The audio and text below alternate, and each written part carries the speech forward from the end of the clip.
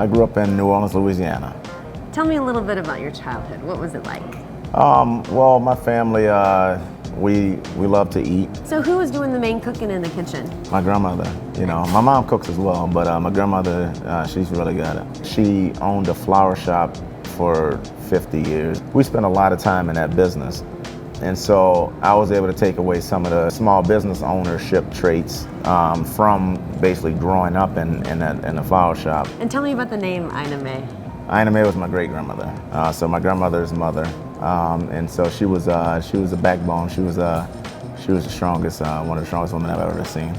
Growing up, you knew that cooking was it for you? You knew that this was going to be your career path? Yeah, I started cooking when I was 15 at a restaurant in New Orleans. Wow, you got a job so early. Yeah. My core has always been Southern and New Orleans food, and so I always wanted to get back to that. I try to stay as authentic as possible to New Orleans, and so I want to create memories for people so that even if you go there for the first time or you've been there before, you can say, oh yeah man, this tastes like when I had it here, or you can kind of bring you back to these memories that you have from being in New Orleans or going to New Orleans, because New Orleans is the type of place that people talk about forever.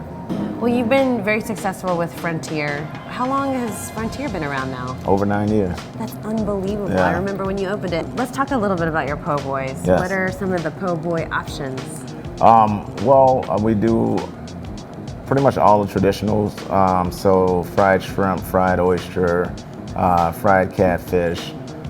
We do alligator sausage. We do a New Orleans style hot sausage, as well as fried chicken, a Nashville style fried chicken. The bread is very important for po' boys because you can't put it on a baguette and you can't put it on like a soft roll. It just doesn't work. So it has to be crunchy on the outside, airy on the inside, because po' boys have a lot of meat. D'Amato's Bakery, who's been there forever, over on Grand, they do it pretty much to a T. And what about your hot sauces? You got any kind of special? Are you making your own? Or? Yeah, we're making a couple hot sauces now, and so we do a very spicy one, and then we also do just a straight up, we call it juke sauce.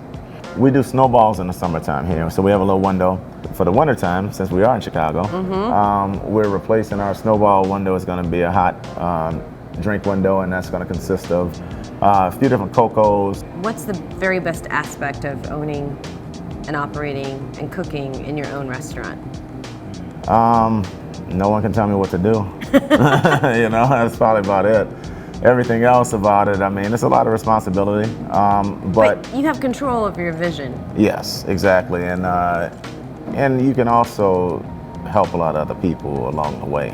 Congrats on the 2020 Bib Gourmand. Thank you very much. For Ina Mae's. Yes, thank you. Were you excited? Extremely excited. Didn't expect it. Those things, even the beard nomination, it just made me stop, kind of take a step back and kind of recharge and want to do so much more. It puts me in position to help people that look like myself, and so that's always been important for me, and so as I continue to grow, I want to continue to be an example to younger people that you can open, you can do whatever you want to do anywhere you want to do it. It's going to take you a little bit of hard work. What do you love about Wicker Park? I love that it's not done developing, and so I think the best is yet to come.